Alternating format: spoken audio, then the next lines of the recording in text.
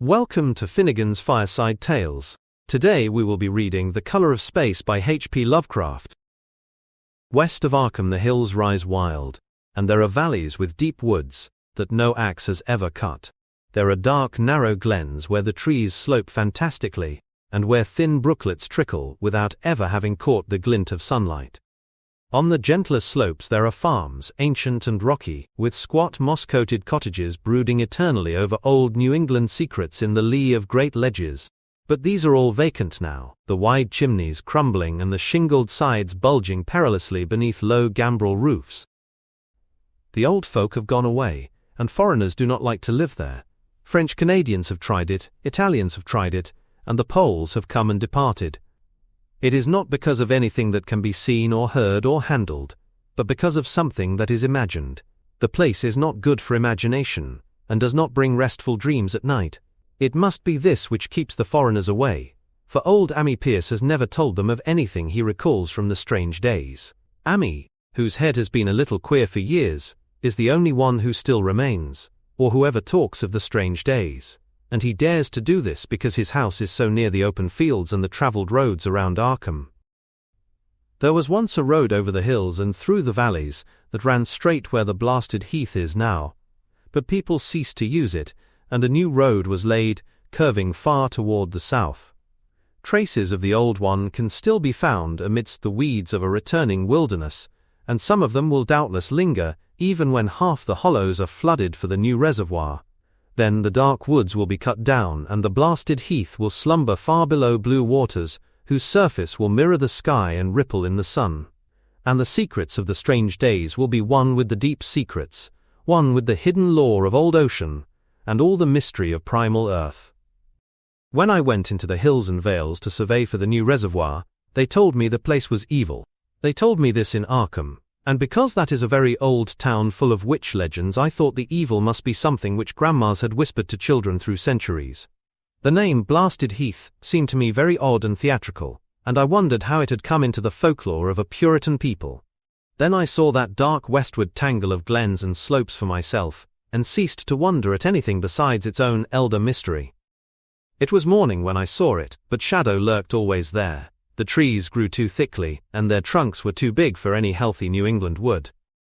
There was too much silence in the dim alleys between them, and the floor was too soft with the dank moss and mattings of infinite years of decay. In the open spaces, mostly along the line of the old road, there were little hillside farms, sometimes with all the buildings standing, sometimes with only one or two, and sometimes with only a lone chimney or fast-filling cellar. Weeds and briars reigned, and furtive wild things rustled in the undergrowth. Upon everything was a haze of restlessness and oppression, a touch of the unreal and the grotesque, as if some vital element of perspective or chiaroscuro were awry. I did not wonder that the foreigners would not stay, for this was no region to sleep in. It was too much like a landscape of Salvator Rosa, too much like some forbidden woodcut in a tale of terror.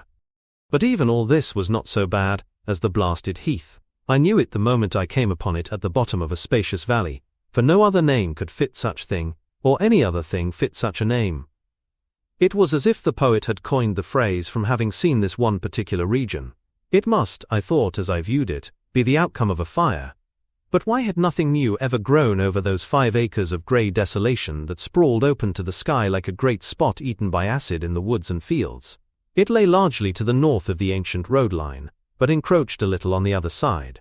I felt an odd reluctance about approaching, and did so at last only because my business took me through and past it. There was no vegetation of any kind on that broad expanse, but only a fine grey dust or ash, which no wind seemed ever to blow about. The trees near it were sickly and stunted, and many dead trunks stood or lay rotting at the rim. As I walked hurriedly by, I saw the tumbled bricks and stones of an old chimney and cellar on my right, and the yawning black maw of an abandoned well, whose stagnant vapors played strange tricks with the hues of the sunlight. Even the long, dark woodland climb beyond seemed welcome in contrast, and I marveled no more at the frightened whispers of Arkham people. There had been no house or ruin near. Even in the old days the place must have been lonely and remote. And at twilight, dreading to repass that ominous spot, I walked circuitously back to the town by the curving road on the south. I vaguely wished some clouds would gather, for an odd timidity about the deep skyey voids above had crept into my soul. In the evening, I asked old people in Arkham about the blasted heath, and what was meant by that phrase, strange days, which so many evasively muttered. I could not, however, get any good answers, except that all the mystery was much more recent than I had dreamed. It was not a matter of old legendary at all, but something within the lifetime of those who spoke. It had happened in the Helties, and a family had disappeared or was killed. Speakers would not be exact, and because they all told me to pay no attention to old Ammi Pierce's crazy tales, I sought him out the next morning, having heard that he lived alone in the ancient tottering cottage, where the trees first begin to get very thick. It was a fearsomely ancient place, and had begun to exude the faint miasmal odor which clings about houses that have stood too long. Only with persistent knocking could I rouse the aged man, and when he shuffled timidly to the door I could tell he was not glad to see me. He was not so feeble as I had expected, but his eyes drooped in a curious way, and his unkempt clothing and white beard made him seem very worn and dismal. Not knowing just how he could best be launched on his tales, I feigned a matter of business, told him of my surveying and asked vague questions about the district. He was far brighter and more educated than I had been led to think, and before I knew it had grasped quite as much of the subject as any man I had talked with in Arkham. He was not like other rustics I had known in the sections where reservoirs were to be. From him there were no protests at the miles of old wood and farmland to be blotted out, though perhaps there would have been had not his home lain outside the bounds of the future lake. Relief was all that he showed, relief at the doom of the dark ancient valleys through which he had roamed all his life. They were better under water now, better under water since the strange days. And with this opening his husky voice sank low, while his body leaned forward, and his right forefinger began to point shakily and impressively. It was then that I heard the story, and as the rambling voice scraped and whispered on, I shivered again and again despite the summer day. Often I had to recall the speaker from ramblings, piece out scientific points which he knew only by a fading parrot memory of professors, talk or bridge over gaps, where his sense of logic and continuity broke down. When he was done, I did not wonder that his mind had snapped a trifle, or that the folk of Arkham would not speak much of the blasted heath. I hurried back before sunset to my hotel, unwilling to have the stars come out above me in the open, and the next day returned to Boston to give up my position. I could not go into that dim chaos of old forest and slope again, or face another time that grey blasted heath, where the black well yawned deep beside the tumbled bricks and stones. The reservoir will soon be built now, and all those elder secrets will lie safe forever under watery fathoms. But even then, I do not believe I would like to visit that country by night, at least not when the sinister stars are out, and nothing could bribe me to drink the new city water of Arkham. It all began, old Ammi said, with the meteorite. Before that time there had been no wild legends at all since the witch trials, and even then, these western woods were not feared half so much as the small island in the Miskatonic, where the devil held court beside a curious stone altar, older than the Indians. These were not haunted woods, and their fantastic dusk was never terrible till the strange days. Then there had come that white, noontide cloud, that string of explosions in the air, and that pillar of smoke from the valley far in the wood. And by night, all Arkham had heard of the great rock that fell out of the sky and bedded itself in the ground beside the well at the Nahum Gardner place. That was the house which had stood where the blasted heath was to come, the trim white Nahum Gardner house, amidst its fertile gardens and orchards. Nahum had come to town to tell people about the stone, and had dropped in at Ammi Pierce's on the way. Ammi was 40 then, and all the queer things were fixed very strongly in his mind. He and his wife had gone with the 3 professors from Miskatonic University, who hastened out the next morning to see the weird visitor from unknown stellar space, and had wondered why Nahum had called it so large the day before. It had shrunk, Nahum said, as he pointed out the big brownish mound above the ripped earth and charred grass near the archaic well sweep in his front yard. But the wise men answered that stones do not shrink. Its heat lingered persistently, and Nahum declared it had glowed faintly in the night.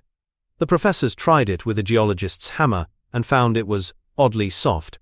It was, in truth, so soft as to be almost plastic, and they gouged rather than chipped a specimen to take back to the college for testing. They took it in an old pail borrowed from Nahum's kitchen, for even the small piece refused to grow cool. On the trip back they stopped at Ammi's to rest, and seemed thoughtful when Mrs. Pierce remarked that the fragment was growing smaller and burning the bottom of the pail. Truly it was not large, but perhaps they had taken less than they thought. The day after that, all this was in June of '82, the professors had trooped out again in a great excitement. As they passed Ames, they told him what queer things the specimen had done, and how it had faded wholly away when they put it in a glass beaker. The beaker had gone too, and the wise men talked of the strange stone's affinity for silicon. It had acted quite unbelievably in that well-ordered laboratory, doing nothing at all and showing no occluded gases when heated on charcoal, being wholly negative in the borax bead, and soon proving itself absolutely non-volatile at any producible temperature, including that of the oxyhydrogen blowpipe. On an anvil, it appeared highly malleable, and in the dark its luminosity was very marked.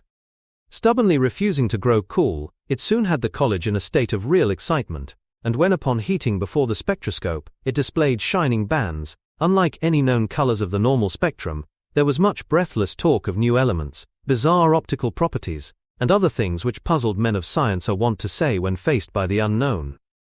Hot as it was, they tested it in a crucible with all the proper reagents. Water did nothing. Hydrochloric acid was the same. Nitric acid and even aqua regia merely hissed and spattered against its torrid invulnerability. Amy had difficulty in recalling all these things, but recognized some solvents as I mentioned them, in the usual order of use. There were ammonia and caustic soda, alcohol and ether, nauseous carbon disulfide and a dozen others, but although the weight grew steadily less as time passed, and the fragments seemed to be slightly cooling, there was no change in the solvents to show that they had attacked the substance at all. It was a metal though, beyond a doubt. It was magnetic for one thing, and after its immersion in the acid solvents, there seemed to be faint traces of the Widmanstatten figures found on meteoric iron. When the cooling had grown very considerable, the testing was carried on in glass, and it was in a glass beaker that they left all the chips made of the original fragment during the work. The next morning both chips and beaker were gone without trace, and only a charred spot marked the place on the wooden shelf where they had been. All this the professors told Amy as they paused at his door, and once more he went with them to see the stony messenger from the stars, though this time his wife did not accompany him. It had now most certainly shrunk, and even the sober professors could not doubt the truth of what they saw.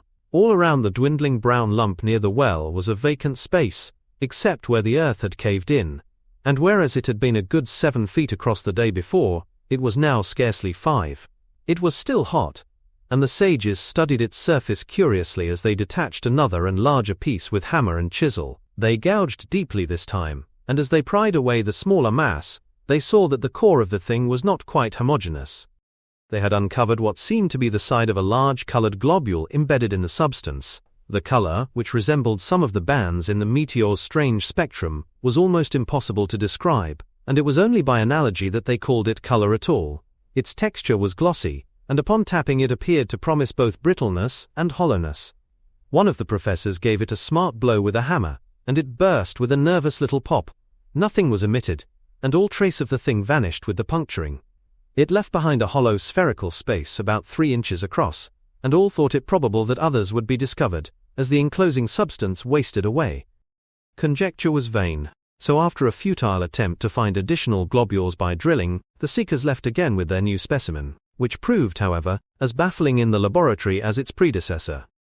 Aside from being almost plastic, having heat, magnetism and slight luminosity, cooling slightly in powerful acids, possessing an unknown spectrum, wasting away in air, and attacking silicon compounds with mutual destruction as a result, it presented no identifying features whatsoever. And at the end of the tests, the college scientists were forced to own that they could not place it. It was nothing of this earth, but a piece of the great outside, and as such dowered with outside properties and obedient to outside laws. That night there was a thunderstorm, and when the professors went out to Nahum's the next day they met with a bitter disappointment. The stone, magnetic as it had been, must have had some peculiar electrical property, for it had drawn the lightning, as Nahum said with a singular persistence. 6 times within an hour the farmer saw the lightning strike the furrow in the front yard, and when the storm was over nothing remained but a ragged pit by the ancient well sweep, half chocked with caved-in earth. Digging had borne no fruit, and the scientists verified the fact of the utter vanishment. The failure was total, so that nothing was left to do but go back to the laboratory and test again the disappearing fragment, left carefully cased in lead. That fragment lasted a week, at the end of which nothing of value had been learned of it. When it had gone, no residue was left behind, and in time the professors felt scarcely sure they had indeed seen with waking eyes that cryptic vestige of the fathomless gulfs outside, that lone, weird message from other universes and other realms of matter, force and entity. As was natural, the Arkham papers made much of the incident with its collegiate sponsoring, and sent reporters to talk with Nahum Gardner and his family. At least one Boston daily also sent a scribe, and Nahum quickly became a kind of local celebrity. He was a lean, genial person of about 50, living with his wife and 3 sons on the pleasant farmstead in the valley. He and Amy exchanged visits frequently, as did their wives, and Amy had nothing but praise for him after all these years. He seemed slightly proud of the notice his place had attracted, and talked often of the meteorite in the succeeding weeks. That July and August were hot, and Nahum worked hard at his haying in the 10-acre pasture across Chapman's Brook, his rattling wain wearing deep ruts in the shadowy lanes between. The labor tired him more than it had in other years, and he felt that age was beginning to tell on him. Then fell the time of fruit and harvest. The pears and apples slowly ripened, and Nahum vowed that his orchards were prospering as never before. The fruit was growing to phenomenal size and unwanted gloss, and in such abundance that extra barrels were ordered to handle the future crop. But with the ripening came sore disappointment, for of all that gorgeous array of specious lusciousness, not one single jot was fit to eat. Into the fine flavor of the pears and apples had crept a stealthy bitterness and sickishness, so that even the smallest of bites induced a lasting disgust. It was the same with the melons and tomatoes, and Nahum sadly saw that his entire crop was lost. Quick to connect events, he declared that the meteorite had poisoned the soil, and thanked heaven that most of the other crops were in the upland lot along the road. Winter came early, and was very cold. Amy saw Nahum less often than usual, and observed that he had begun to look worried. The rest of his family, too, seemed to have grown taciturn, and were far from steady in their church-going or their attendance at the various social events of the countryside. For this reserve or melancholy no cause could be found, though all the household confessed now and then to poorer health and a feeling of vague disquiet. Nahum himself gave the most definite statement of anyone when he said he was disturbed about certain footprints in the snow. They were the usual winter prints of red squirrels, white rabbits and foxes, but the brooding farmer professed to see something not quite right about their nature and arrangement. He was never specific, but appeared to think that they were not as characteristic of the anatomy and habits of squirrels and rabbits and foxes as they ought to be. Amy listened without interest to this talk, until one night when he drove past Nahum's house in his sleigh on the way back from Clark's Corners. There had been a moon, and a rabbit had run across the road, and the leaps of that rabbit were longer than either Amy or his horse liked. The latter, indeed, had almost run away when brought up by a firm rein. Thereafter Amy gave Nahum's tales more respect, and wondered why the Gardner dogs seemed so cowed and quivering every morning. They had, it developed, nearly lost the spirit to bark. In February, the McGregor boys from Meadow Hill were out shooting woodchucks, and not far from the Gardner place bagged a very peculiar specimen. The proportions of its body seemed slightly altered in a queer way impossible to describe, while its face had taken on an expression which no one ever saw in a woodchuck before. The boys were genuinely frightened, and threw the thing away at once, so that only their grotesque tales of it ever reached the people of the countryside. But the shying of horses near Nahum's house had now become an acknowledged thing, and all the basis for a cycle of whispered legend was fast taking form. People vowed that the snow melted faster around Nahum's than it did anywhere else, and early in March there was an awed discussion in Potter's General Store at Clark's Corners. Stephen Rice had driven past Gardner's in the morning, and had noticed the skunk cabbages coming up through the mud by the woods across the road. Never were things of such size seen before, and they held strange colors that could not be put into any words. Their shapes were monstrous, and the horse had snorted at an odor which struck Stephen as wholly unprecedented. That afternoon several persons drove past to see the abnormal growth, and all agreed that plants of that kind ought never to sprout in a healthy world. The bad fruit of the fall before was freely mentioned, and it went from mouth to mouth that there was poison in Nahum's ground. Of course it was the meteorite, and remembering how strange the men from the college had found that stone to be, several farmers spoke about the matter to them.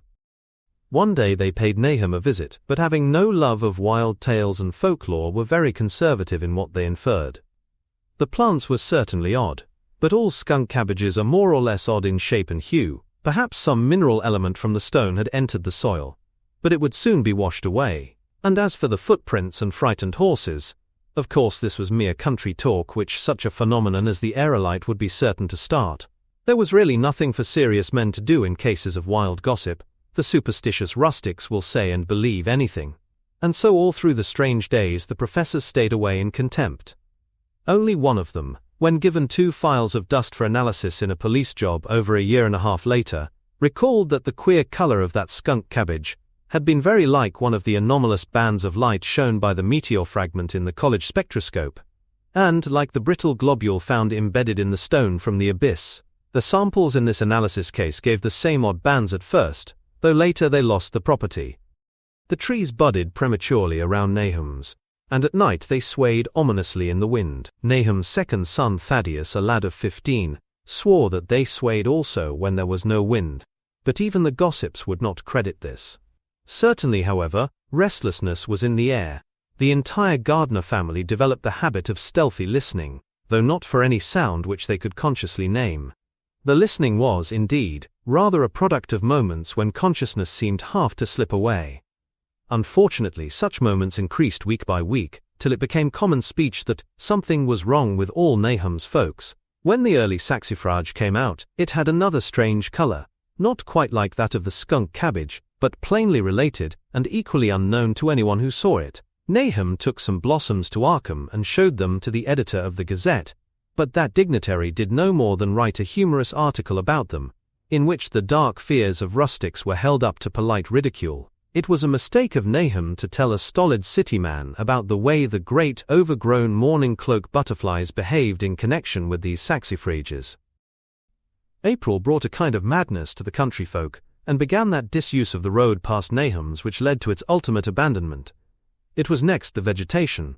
All the orchard trees blossomed forth in strange colors, and through the stony soil of the yard and adjacent pasturage there sprang up a bizarre growth which only a botanist could connect with the proper flora of the region. No sane, wholesome colors were anywhere to be seen except in the green grass and leafage, but everywhere were those hectic and prismatic variants of some diseased underlying primary tone, without a place among the known tints of earth. The Dutchman's breeches became a thing of sinister menace, and the bloodroots grew insolent in their chromatic perversion. Amy and the gardeners thought that most of the colors had a sort of haunting familiarity, and decided that they reminded one of the brittle globule in the meteor. Nahum plowed and sowed the 10-acre pasture and the upland lot, but did nothing with the land around the house.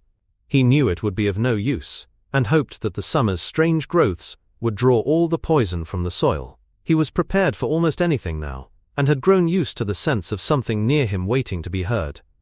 The shunning of his house by neighbors told on him, of course, but it told on his wife more. The boys were better off, being at school each day, but they could not help being frightened by the gossip. Thaddeus, an especially sensitive youth, suffered the most. In May the insects came, and Nahum's place became a nightmare of buzzing and crawling. Most of the creatures seemed not quite usual in their aspects and motions, and their nocturnal habits contradicted all former experience. The gardeners took to watching at night, watching in all directions at random, for something they could not tell what. It was then that they all owned that Thaddeus had been right about the trees. Mrs. Gardner was the next to see it from the window as she watched the swollen boughs of a maple against a moonlit sky. The boughs surely moved, and there was no wind. It must be the sap. Strangeness had come into everything growing now. Yet it was none of Nahum's family at all who made the next discovery. Familiarity had dulled them, and what they could not see was glimpsed by a timid windmill salesman from Bolton, who drove by one night in ignorance of the country legends. What he told in Arkham was given a short paragraph in the Gazette, and it was there that all the farmers, Nahum included, saw it first.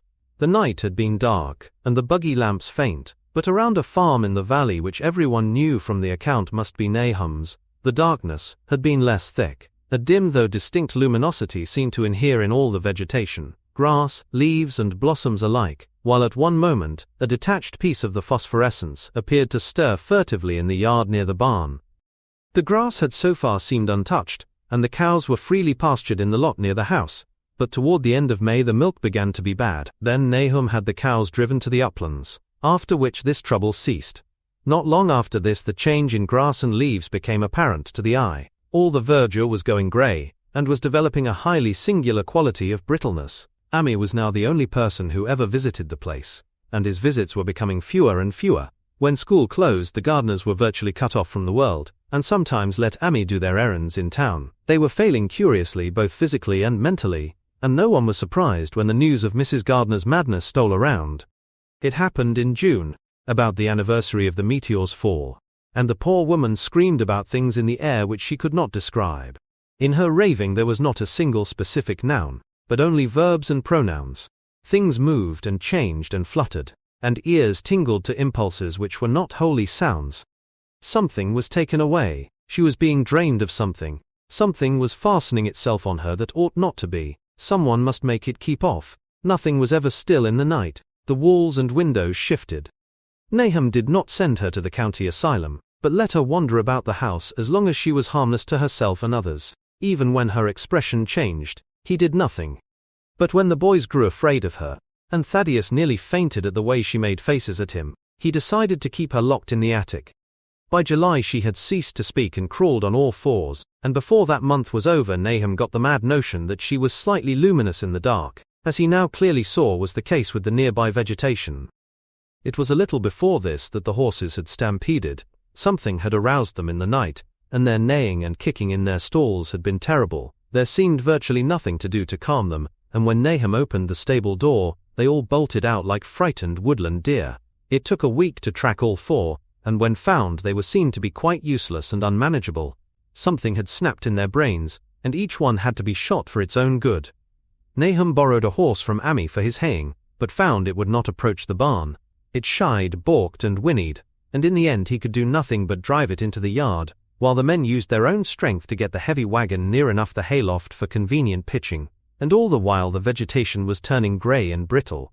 Even the flowers whose hues had been so strange were greying now, and the fruit was coming out grey and dwarfed and tasteless. The asters and goldenrod bloomed grey and distorted, and the roses and zinnias and hollyhocks in the front yard were such blasphemous-looking things that Nahum's oldest boy Zenas cut them down. The strangely puffed insects died about that time, even the bees that had left their hives and taken to the woods. By September all the vegetation was fast crumbling to a greyish powder, and Nahum feared that the trees would die before the poison was out of the soil. His wife now had spells of terrific screaming, and he and the boys were in a constant state of nervous tension.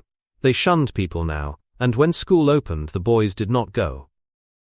But it was Ami, on one of his rare visits, who first realized that the well water was no longer good. It had an evil taste that was not exactly fetid, nor exactly salty, and Ami advised his friend to dig another well on higher ground to use till the soil was good again. Nahum, however, ignored the warning, for he had by that time become calloused to strange and unpleasant things. He and the boys continued to use the tainted supply, drinking it as listlessly and mechanically as they ate their meager and ill-cooked meals, and did their thankless and monotonous chores through the aimless days. There was something of stolid resignation about them all, as if they walked half in another world, between lines of nameless guards to a certain and familiar doom. Thaddeus went mad in September after a visit to the well. He had gone with a pail, and had come back empty-handed, shrieking and waving his arms, and sometimes lapsing into an inane titter, or a whisper about the moving colors down there. 2 in 1 family was pretty bad, but Nahum was very brave about it. He let the boy run about for a week until he began stumbling and hurting himself, and then he shut him in an attic room across the hall from his mother's. The way they screamed at each other from behind their locked doors was very terrible, especially to little Merwin, who fancied they talked in some terrible language that was not of earth. Merwin was getting frightfully imaginative, and his restlessness was worse after the shutting away of the brother, who had been his greatest playmate. Almost at the same time the mortality among the livestock commenced. Poultry turned greyish and died very quickly, their meat being found dry and noisome upon cutting. Hogs grew inordinately fat, then suddenly began to undergo loathsome changes which no one could explain. Their meat was of course useless, and Nahum was at his wits' end.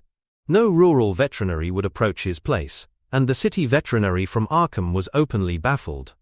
The swine began growing grey and brittle and falling to pieces before they died, and their eyes and muzzles developed singular alterations. It was very inexplicable, for they had never been fed from the tainted vegetation. Then something struck the cows. Certain areas or sometimes the whole body would be uncannily shriveled or compressed, and atrocious collapses or disintegrations were common. In the last stages, and death was always the result, there would be a greying and turning brittle like that which beset the hogs. There could be no question of poison, for all the cases occurred in a locked and undisturbed barn.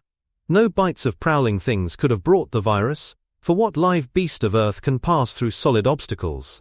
It must be only natural disease, yet what disease could wreak such results was beyond any mind's guessing. When the harvest came, there was not an animal surviving on the place, for the stock and poultry were dead and the dogs had run away.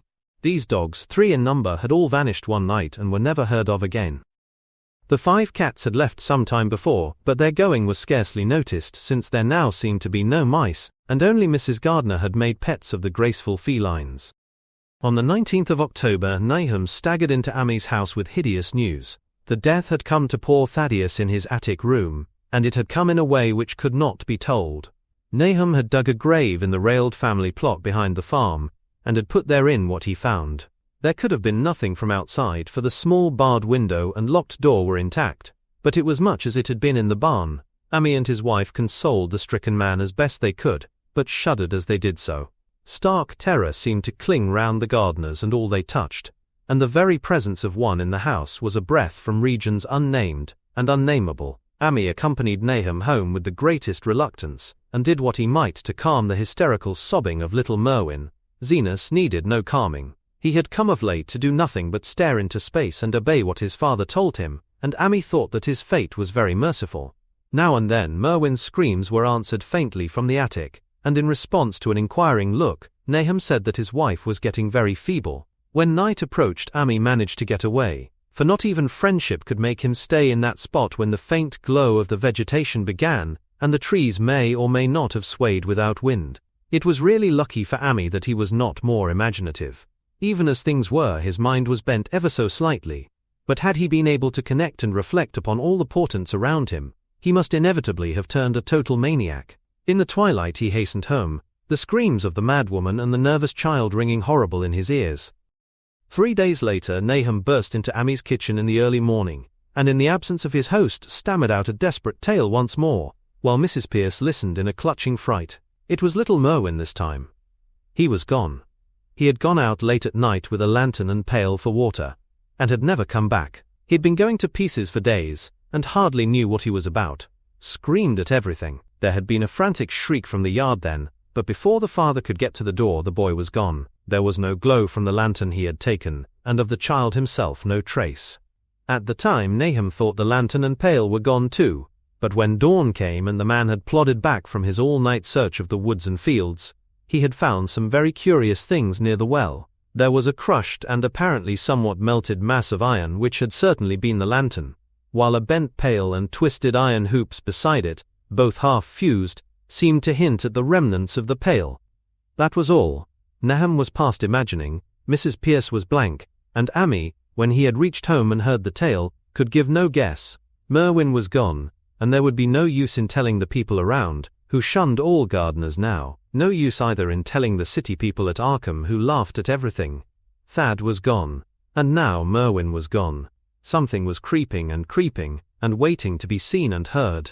Nahum would go soon, and he wanted Ami to look after his wife and Zenas if they survived him. It must all be a judgment of some sort, though he could not fancy what for, since he had always walked uprightly in the Lord's ways so far as he knew.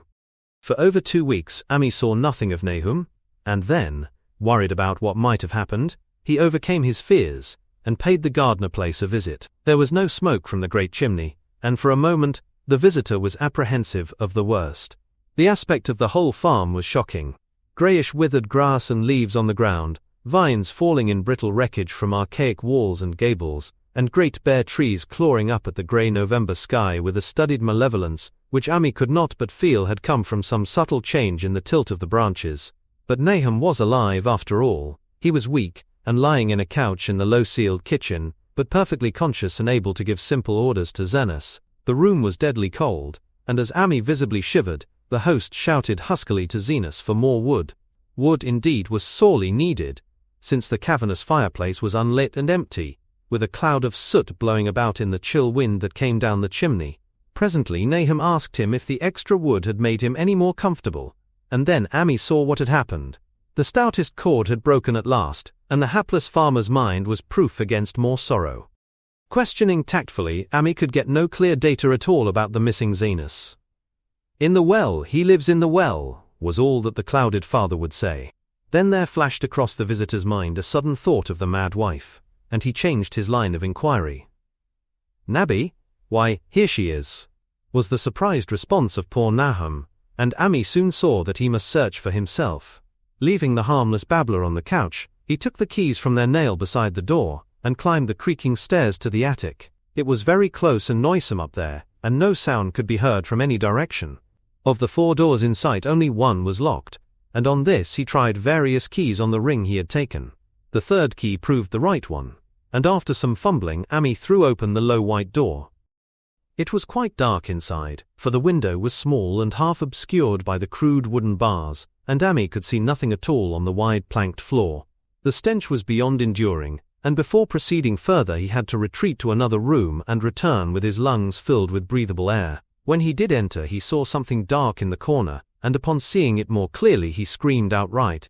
While he screamed, he thought a momentary cloud eclipsed the window, and a second later he felt himself brushed, as if by some hateful current of vapor. Strange colors danced before his eyes, and had not a present horror numbed him, he would have thought of the globule in the meteor that the geologist's hammer had shattered, and of the morbid vegetation that had sprouted in the spring. As it was, he thought only of the blasphemous monstrosity which confronted him, and which all too clearly had shared the nameless fate of young Thaddeus and the livestock. But the terrible thing about the horror was that it very slowly and perceptibly moved as it continued to crumble. Ami would give me no added particulars of this scene, but the shape in the corners does not reappear in his tale as a moving object. There are things which cannot be mentioned, and what is done in common humanity is sometimes cruelly judged by the law. I gathered that no moving thing was left in that attic room, and that to leave anything capable of motion, there would have been a deed so monstrous as to damn any accountable being to eternal torment. Anyone but a stolid farmer would have fainted or gone mad, but Ami walked conscious through that low doorway, and locked the accursed secret behind him. There would be Nahum to deal with now. He must be fed and tended, and removed to some place where he could be cared for. Commencing his descent of the dark stairs, Ami heard a thud below him. He even thought a scream had been suddenly choked off, and recalled nervously the clammy vapor which had brushed by him in that frightful room above. What presence had his cry and entry started up? Halted by some vague fear, he heard still further sounds below.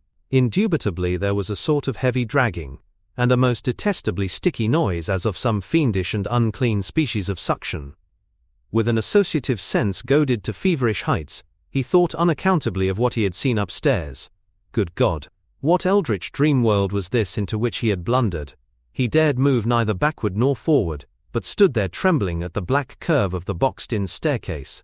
Every trifle of the scene burned itself into his brain. The sounds, the sense of dread expectancy, the darkness, the steepness of the narrow steps, and merciful heaven, the faint but unmistakable luminosity of all the woodwork in sight, steps, sides, exposed laths, and beams alike.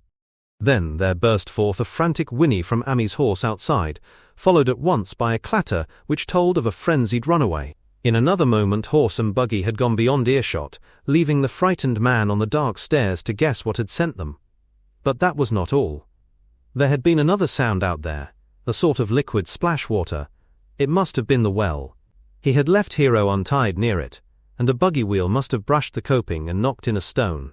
And still the pale phosphorescence glowed in that detestably ancient woodwork. God, how old the house was, most of it built before 1700. A feeble scratching on the floor downstairs now sounded distinctly, and Ami's grip tightened on a heavy stick he had picked up in the attic for some purpose. Slowly nerving himself, he finished his descent and walked boldly toward the kitchen. But he did not complete the walk, because what he sought was no longer there. It had come to meet him, and it was still alive after a fashion. Whether it had crawled or whether it had been dragged by any external forces, Ami could not say, but the death had been at it. Everything had happened in the last half hour, but collapse, graying and disintegration were already far advanced. There was a horrible brittleness, and dry fragments were scaling off. Ami could not touch it but looked horrified into the distorted parody that had been a face. "What was it, Nahum? What was it?" he whispered, and the cleft, bulging lips were just able to crackle out a final answer. "Nothing, nothing. The color, it burns, cold and wet, but it burns. It lived in the well. I've seen it. A kind of smoke, just like the flowers last spring. The well shone at night. That and Merwin and Zenas, everything alive, sucking the life out of everything, in that stone. It must have come in that stone. Poisoned the whole place. Don't know what it wants. That round thing the men from the college dug out of the stone.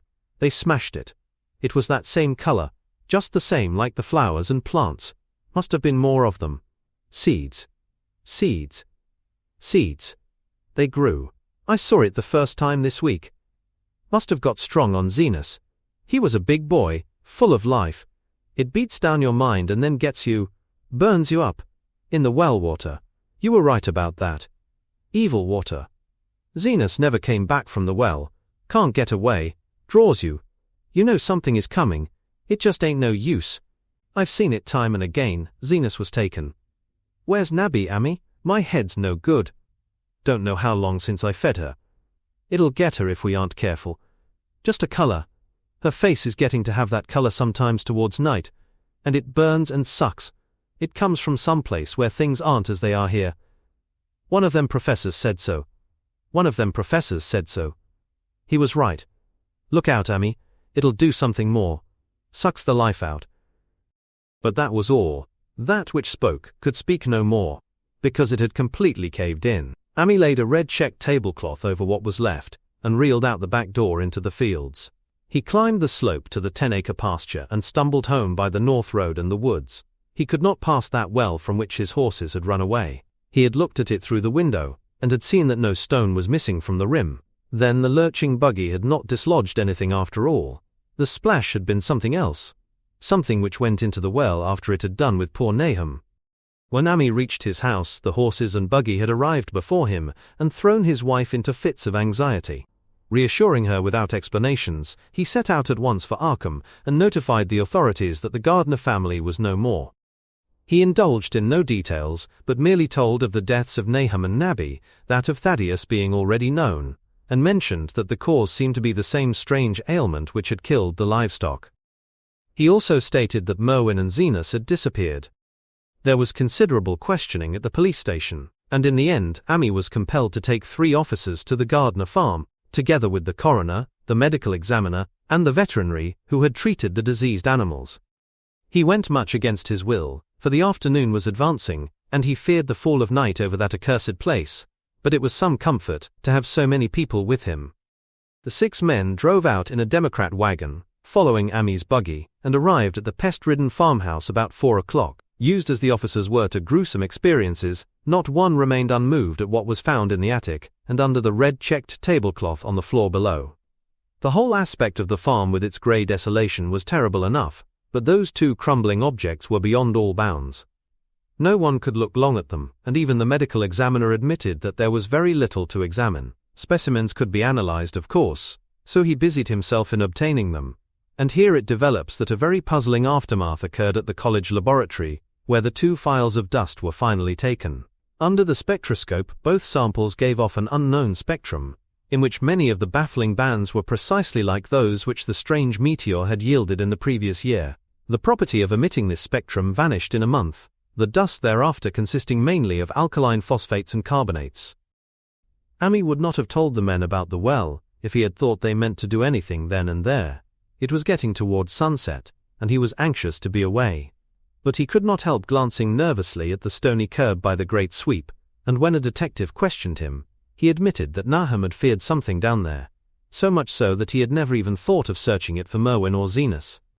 After that nothing would do but that they empty and explore the well immediately, so Ammy had to wait trembling, while pail after pail of rank water was hauled up and splashed on the soaking ground outside. The men sniffed in disgust at the fluid, and toward the last held their noses against the fetor they were uncovering. It was not so long a job as they had feared it would be, since the water was phenomenally low. There is no need to speak too exactly of what they found. Merwin and Zenas were both there, in part though the vestiges were mainly skeletal. There were also a small deer, and a large dog in about the same state, and a number of bones of smaller animals. The ooze and slime at the bottom seemed inexplicably porous and bubbling, and a man who descended on handholds with a long pole found that he could sink the wooden shaft to any depth in the mud of the floor without meeting any solid obstruction. Twilight had now fallen, and lanterns were brought from the house. Then, when it was seen that nothing further could be gained from the well, everyone went indoors and conferred in the ancient sitting room, while the intermittent light of a spectral half-moon played wanly on the grey desolation outside. The men were frankly nonplussed by the entire case, and could find no convincing common element to link the strange vegetable conditions, the unknown disease of livestock and humans, and the unaccountable deaths of Merwin and Zenas in the tainted well. They had heard the common country talk, it is true, but could not believe that anything contrary to natural law had occurred.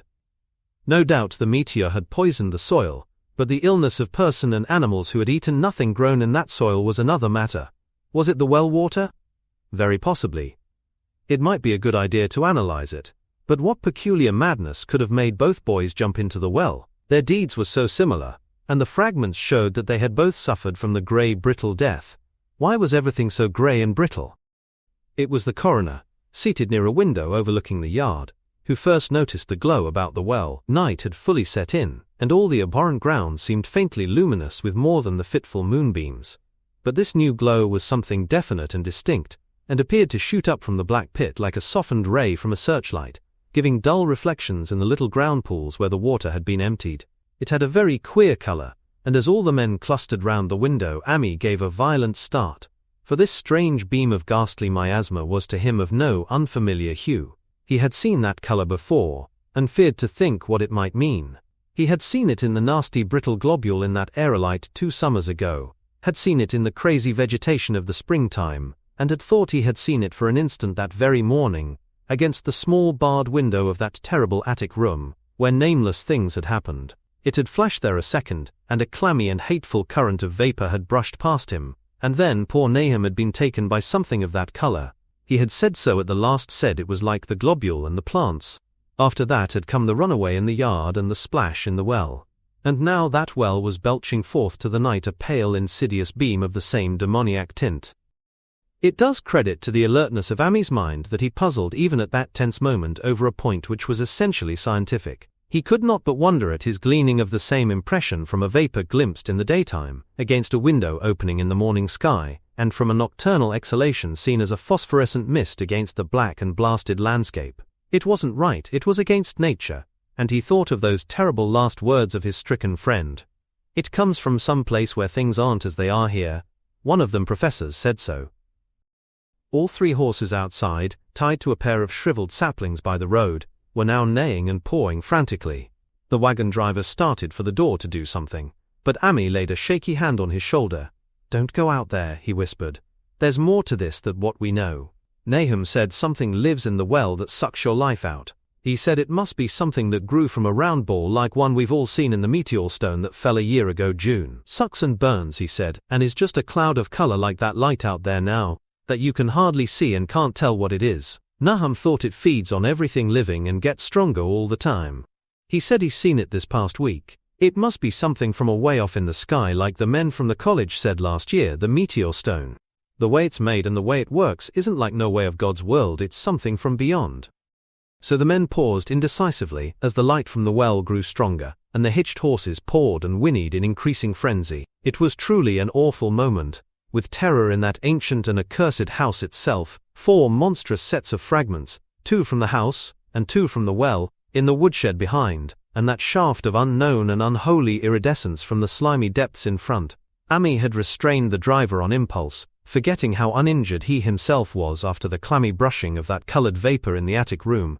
But perhaps it is just as well that he acted as he did. No one will ever know what was abroad that night. And though the blasphemy from beyond had not so far hurt any human of unweakened mind, there is no telling what it might not have done at that last moment. And with its seemingly increased strength and the special signs of purpose it was soon to display beneath the half-clouded moonlit sky.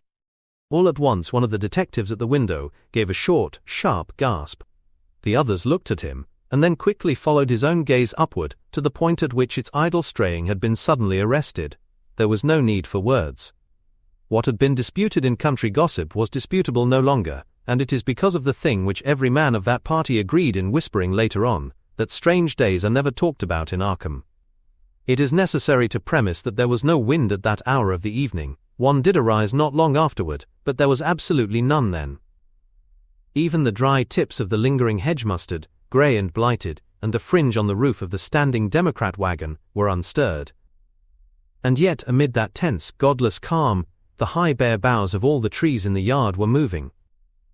They were twitching morbidly and spasmodically, clawing in convulsive and epileptic madness at the moonlit clouds, scratching impotently in the noxious air as if jerked by some allied and bodiless line of linkage, with subterrane horrors writhing and struggling below the black roots. Not a man breathed for several seconds. Then, a cloud of darker depth passed over the moon, and the silhouette of clutching branches faded out momentarily. At this there was a general cry, muffled with awe but husky, and almost identical from every throat. For the terror had not faded with the silhouette, and in a fearsome instant of deeper darkness, the watchers saw wriggling at the treetop height 1,000 tiny points of faint and unhallowed radiance, tipping each bough like the fire of St. Elmo, or the flames that come down on the apostles' heads at Pentecost. It was a monstrous constellation of unnatural light, like a glutted swarm of corpse-fed fireflies, dancing hellish sarabands over an accursed marsh, and its color was that same nameless intrusion, which Amy had come to recognize and dread. All the while the shaft of phosphorescence from the well was getting brighter and brighter, bringing to the minds of the huddled men a sense of doom and abnormality which far outraced any image their conscious minds could form. It was no longer shining out, it was pouring out, and as the shapeless stream of unplaceable color left the well, it seemed to flow directly into the sky. The veterinary shivered, and walked to the front door to drop the heavy extra bar across it. Amy shook no less, and had to tug and point for lack of a controllable voice when he wished to draw notice to the growing luminosity of the trees. The neighing and stamping of the horses had become utterly frightful, but not a soul of that group in the old house would have ventured forth for any earthly reward. With the moments the shining of the trees increased, while their restless branches seemed to strain more and more toward verticality. The wood of the well sweep was shining now, and presently a policeman dumbly pointed to some wooden sheds and beehives near the stone wall on the west. They were commencing to shine too, though the tethered vehicles of the visitors seemed so far unaffected. Then there was a wild commotion and clopping in the road, and as Amy quenched the lamp for better seeing, they realized that the span of frantic greys had broken their sapling and run off with the Democrat wagon. The shock served to loosen several tongues, and embarrassed whispers were exchanged. "It spreads on everything organic that's been around here," muttered the medical examiner. No one replied, but the man who had been in the well gave a hint that his long pole must have stirred up something intangible. "It was awful," he added. "There was no bottom at all, just ooze and bubbles and the feeling of something lurking under there." Amy's horse still pawed and screamed deafeningly in the road outside, and nearly drowned its owner's faint quaver as he mumbled his formless reflections. "It came from that stone. It grows down there. It's got everything living. It fed itself on them, mind and body. That and Merwin, Zenas and Nabby, Nahum was the last, they all drank the water. It got strong on them. It came from beyond, where things aren't like they are here. Now it's going home." At this point, as the column of unknown color flared suddenly stronger and began to weave itself into fantastic suggestions of shape which each spectator later described differently, there came from poor tethered hero such a sound as no man before or since ever heard from a horse. Every person in that low-pitched sitting room stopped his ears, and Amy turned away from the window in horror and nausea. Words could not convey it. When Amy looked out again, the hapless beast lay huddled inert on the moonlit ground between the splintered shafts of the buggy. That was the last of Hero, till they buried him next day, but the present was no time to mourn, for almost at this instant a detective silently called attention to something terrible in the very room with them. In the absence of the lamplight, it was clear that a faint phosphorescence had begun to pervade the entire apartment. It glowed on the broad planked floor where the rag carpet left it bare, and shimmered over the sashes of the small paned windows. It ran up and down the exposed corner posts, coruscated about the shelf and mantel, and infected the very doors and furniture. Each minute saw it strengthen, and at last it was very plain that healthy living things must leave that house. Amy showed them the back door and the path up through the fields to the 10-acre pasture. They walked and stumbled as in a dream, and did not dare look back till they were far away on the high ground. They were glad of the path, for they could not have gone the front way by that well. It was bad enough passing the glowing barn and sheds, and those shining orchard trees with their gnarled, fiendish contours, but thank heaven the branches did their worst twisting high up. The moon went under some very black clouds as they crossed the rustic bridge over Chapman's Brook, and it was blind groping from there to the open meadows. When they looked back toward the valley and the distant Gardner place at the bottom, they saw a fearsome sight. All the farm was shining with the hideous, unknown blend of color, trees, buildings, and even such grass and herbage as had not been wholly changed to lethal gray brittleness. The boughs were all straining skyward, tipped with tongues of foul flame, and lambent trickling of the same monstrous fire were creeping about the ridgepoles of the house, barn and sheds. It was a scene from a vision of Fuseli, and over all the rest reigned that riot of luminous amorphousness, that alien and undimensioned rainbow of cryptic poison from the well seething, feeling, lapping, reaching, scintillating, straining, and malignly bubbling in its cosmic and unrecognizable chromaticism. Then, without warning, the hideous thing shot vertically up toward the sky like a rocket or meteor, leaving behind no trail and disappearing through a round and curiously regular hole in the clouds before any man could gasp or cry out. No watcher can ever forget that sight, and Ami stared blankly at the stars of Singus, Deneb twinkling above the others, where the unknown color had melted into the Milky Way. But his gaze was the next moment called swiftly to earth by the crackling in the valley. It was just that. Only a wooden ripping and crackling, and not an explosion, as so many others of the party vowed. Yet the outcome was the same, for in one feverish kaleidoscopic instant there burst up from that doomed and accursed farm a gleamingly eruptive cataclysm of unnatural sparks and substance, blurring the glance of the few who saw it, and sending forth to the zenith a bombarding cloudburst of such colored and fantastic fragments as our universe must needs disown. Through quickly reclosing vapors they followed the great morbidity that had vanished, and in another second they had vanished too. Behind and below was only a darkness to which the men dared not return, and all about was a mounting wind which seemed to sweep down in black gusts from interstellar space.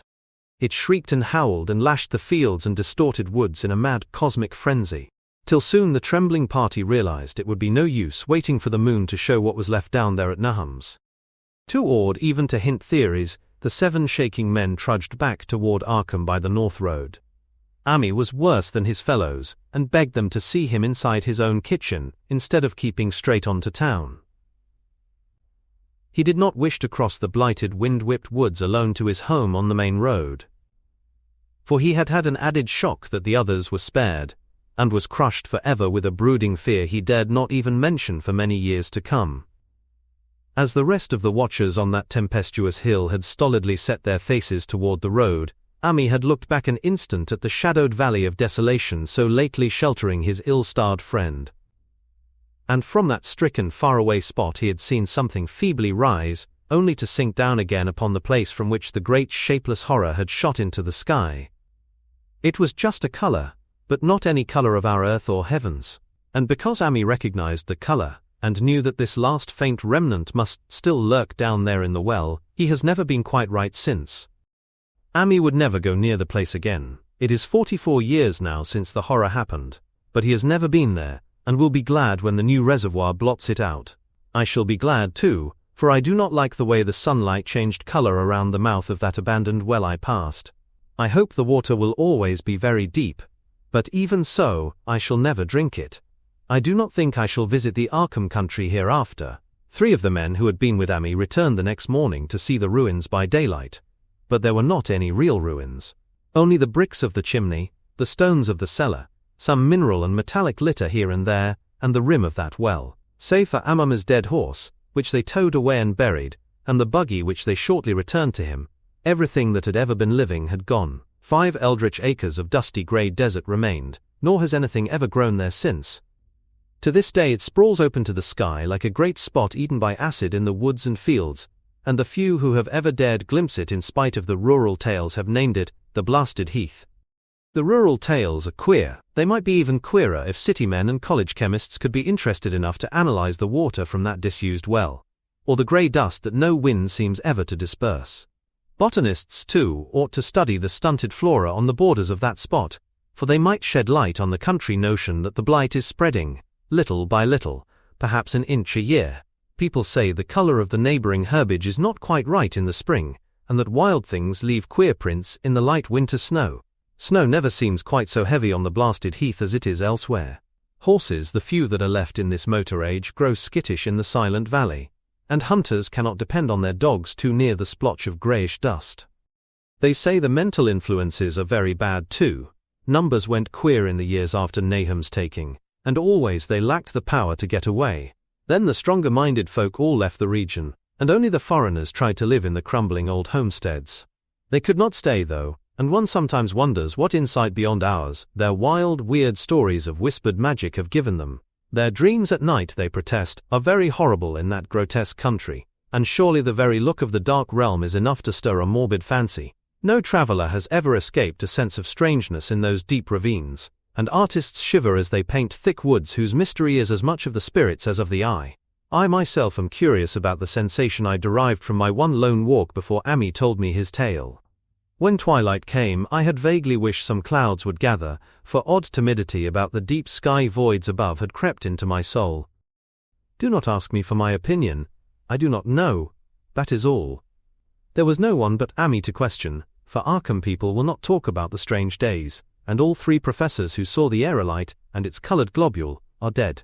There were other globules, depend upon that. One must have fed itself and escaped, and probably there was another which was too late. No doubt it is still down the well. I know there was something wrong with the sunlight I saw above that miasmal brink.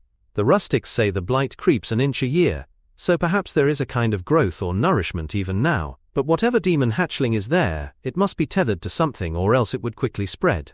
Is it fastened to the roots of those trees that claw the air? One of the current Arkham tales is about fat oaks that shine and move as they ought not to do at night. What it is, only God knows. In terms of matter, I suppose the thing Ami described would be called a gas, but this gas obeyed laws that are not of our cosmos. This was no fruit of such worlds and suns as shine on the telescopes and photographic plates of our observatories. This was no breath from the skies whose motions and dimensions our astronomers measure or deem too vast to measure. It was just a color out of space, a frightful messenger from unformed realms of infinity beyond all nature as we know it. From realms whose mere existence stuns the brain and numbs us with the black extra-cosmic gulfs it throws open before our frenzied eyes. I doubt very much if Ami consciously lied to me, and I do not think his tale was all a freak of madness, as the townsfolk had forewarned.